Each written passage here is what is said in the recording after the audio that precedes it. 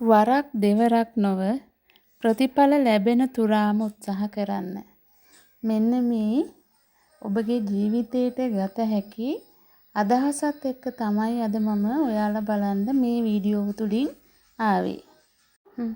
මේ සුන්දර වූ අහස් උයන යට ජීවත් වෙන අපි බලන්න අවට පරිසරයේ තියෙන ගස් කොළන් කොළ පැහැයෙන් බබලන ආකාරය, ඒ සුළං සිසිල් සුළං ගතට දැවටෙනකොට හිතට දැනෙන අමුතු සිසිලස, මේ සියල්ල උරුමුණු අපි මේ ජීවත් වෙන නිජ භූමිය තුල අපි වාසනාවන්තයෝ නෙවෙයි කියලා කාටද කියන්න පුළුවන් නේද?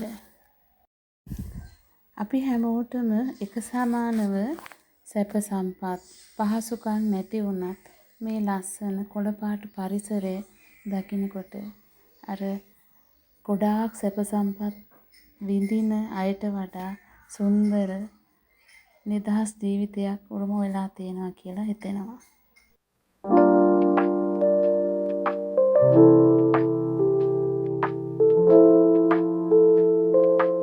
කොළ පැහැයෙන් බබලන මේ පරිසරය තව ටිකක් ලස්සන කරගන්න ඕනේ කියලා මට දැනෙන විදිහට මට තේරෙන විදිහට මම පොඩි උත්සාහයක් ගත්තා. මල් පොහොච්චි කීපයක් අරගෙන ඇවිත් ඔන්න ඉතින් මම ඒකට සූදානම් වෙනවා. මම හිතාගත්තා බිම ඉඳනවා වගේම අය මම දිගටම මල් පොහොච්චි වල මල් පැල ටික හිටව ගන්නවා කියලා තමයි මම දැන් හිතාගෙන ඉන්නේ. ඒකෙත් 아무තු ලස්සනක් අලුත්ම නැවුම් බවක් සහ ඉඩකඩ කළමනා කරගන්න පුළුවන් කියන අදහසත් මන් තුළ තියෙනවා. ඒ හින්දා මම දැන් අය බිම පැල හිටවනවට වැඩිය කරන්නේ පෝච්චි වල හිටවන්න ඕනේ කියලා තමයි දැන් මම ඉදිරියට හිතාගෙන ඉන්නේ. ඉතින් මම එකපාර මල් පෝච්චි කියන්නේ නැහැ. මාසෙට සැලරි එක ලැබුණාම මම හිතාගෙන ඉන්නේ දැන් මම මේ දවස් ටිකේ නම් කරේ මල් පෝච්චි 3ක් විතර වගේ ගේනවා. ඒත් අය මම දැන් හිතාගත්තා මල් පෝච්චි 10ක් වගේ එකපාර ගෙනල්ලා හදලා තියෙන එළවලු පැලත් මල් පැලත් පෝච්චි වලටම ගන්න ඕනේ කියලා අරගෙන මේ මිදුලේ තියෙන මල් පැල වර්ග ඔක්කොම ඉවත් කරගෙන පෝච්චි වලට දාගන්නවා. දාගෙන සම්පූර්ණ මිදුල තනකොළ පමණක් වවන්න තමයි දැන් මම හිතාගෙන ඉන්නේ. ගේ ඇතුළත් බිත්ති එහෙම ටිකක් අපිරිසිදු වෙලා වගේ තියෙන්නේ. මොකද පොඩි බබා බිත්ති වල නිතරම අඳිනවා. මම බිත්ති වල පාට ටිකක් වෙනස් කරලා මුළු ගෙදරම සුදු පාටින් වර්ණවත් කරන්න තමයි හිතාගෙන ඉන්නේ. බලන්නකො මම කලින් කිව්වා වගේ ස්වභාව సౌందර්යය අපිට දෙන සුන්දරත්වය සැනසීම කොච්චරක්ද? ඒව රස විඳිනකොට අපිට අපේ හිතවල ඇති වෙන විවිධ අකුසල සිතුවිලි නැති කරගන්නත් මේ උදව් වෙනවා කියලා මට හිතෙනවා. චුට්ටක් එළියට බහලා බලන්නකෝ.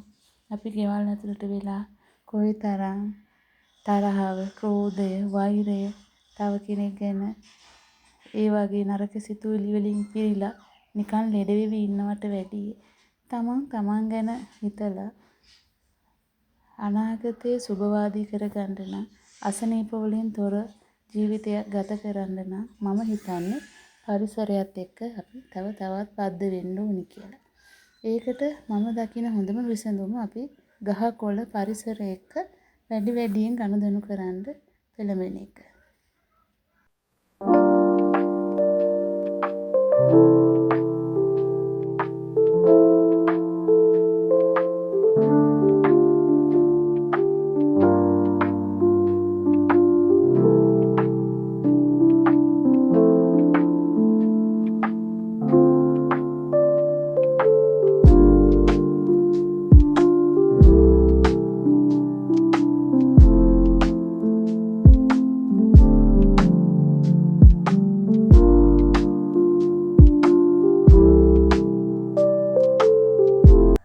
ඔන්න ඔය විදිහට කාලය ගෙවිලා යනකොට හවස් වෙනකොට අර පරිසරයේ සුන්දරත්වය තවත් වැඩි කරමින් පොඩියට පටන් ගත්ත පොද වැස්ස ටික වෙලාවකින් මහ වස්සක් බවට පත් වුණා. ඉතින් මම ගෙට වෙලා ඒ වැස්සේ අසිරියත් විඳින ගමන් තමයි ඒකෙන් ඔයාලට වීඩියෝ ක්ලිප් ටිකක් ගත්තේ. ඕගොල්ලන්ට ඒ සුන්දරත්වය විඳින්නට අවස්ථාව ලබා දෙන්න ඕන නිසා.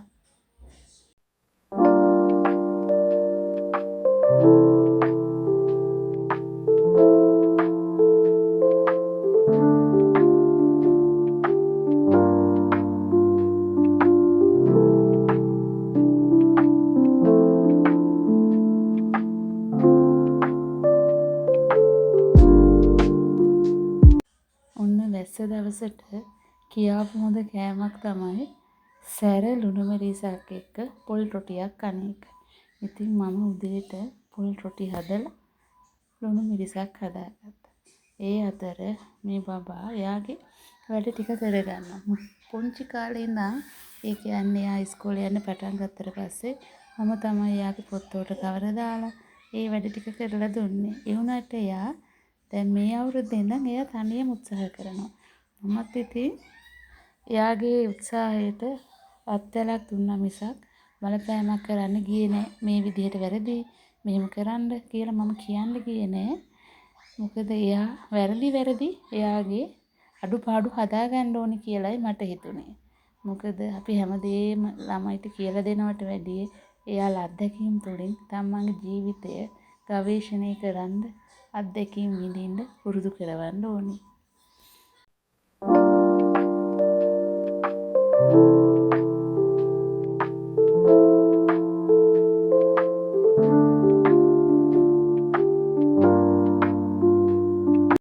මේ ක්ලිප් එක දැක්කහම නම් ඕගොල්ලන්ට හිතේ මොකද මේ පුංචි දරුවා ඉලා පැටියෙක් වගේ ගහකට නැගලා තියෙන්නේ කියලා. මම ගහකට නැග්ගුවේ නෑ. එයාම තමයි නැග්ගේ. අපි මේ හැම අත්දැකීමක්ම ඒගොල්ලන්ට විඳින්න දෙන්න ඕනේ. වැටිලා තුවාල වුණත් ඒකේ තියෙන අත්දැකීම එයාටම විඳින්න දෙන්න ඕනේ. ඔහොම බලන්නකෝ. ගෙදරක සමාජිකයෝ දවස ගෙවන්නේ කොහොමද කියලා. එක එක්කෙනා විවිධාකාර වැඩවල නියැලෙනවා. ඒ තුලින් තමයි පවුලක සමගිය, එකමුතු බව මෙන්න මේ සියල්ල ඒක රාශී වෙන්නේ. මොකද හැමෝම විශේෂයෙන් වැඩිහිටියෝ අම්මා තාත්තා ඒ වගේ ගෙදර නිවසේ වැඩ කටයුතු වල යෙදෙනවා දැක්කහම ඊට පහලින් ඉන්න පුරුක් ඒව දිහා බලලා වැඩ ටික කරන්න උත්සාහ කරනවා. මෙන්න අපේ පුංචි චෙෆ්. එයාත් එහෙමයි. මම මුලින් කිව්වා වගේම එයා ගොඩක් කැමති මේ වගේ දේවල් වලට උදව් වෙන්න. මේ ඇත්තටම තමයි මේ ක්‍රියාකාරකම මෙයා කරන්නේ. ඒ අතර තමයි මම මේ අවස්ථාවත් කැමරාවට අහු කරගන්න ඕනේ කියලා හිතුවේ. එයා ගොඩක් වෙලාවට පුටුවක් තියාගෙන නැගලා මේ වගේ වැඩවල නිරත වෙනවා. ගොඩක් වෙලා බිත්තරයක් බදින්න ඔන්න ඒ වගේ ක්‍රියාකාරකම් එයාට පුළුවන්. ඉතින් මමත් ඒව එපා කියන්නේ නෑ.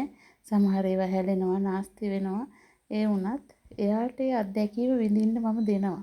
නැත්තම් ටිකක් ලොකු වෙනකොට ඒගොල්ලන්ට මේ කුස්සිය, ගෙවත්ත කියන දේවල් විපාම වෙලා යයි. මේ පිහින් කපනකොට එහෙමනම් පොඩ්ඩක් පරිස්සමට ඒ ළඟින් ඉන්න ඕනේ. ඒ වුණාට එයා නිතර මේ වගේ ක්‍රියාකාරකම් වල යෙදෙන ඉඳලා එයාට දැන් පිහිය හොරුයි.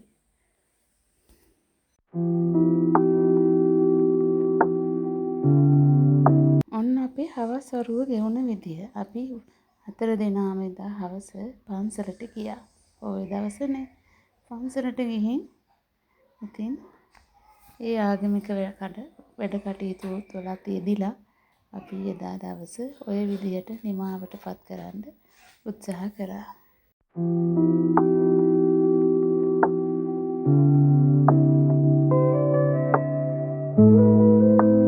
ඉතින් මේ සිත නිවන බුද්ධ ප්‍රතිමා වහන්සේ ඔබ සියලු දෙනාගේම සිත සුවපත් කරත්වායි කියලාත් ප්‍රාර්ථනා කරනවා මම.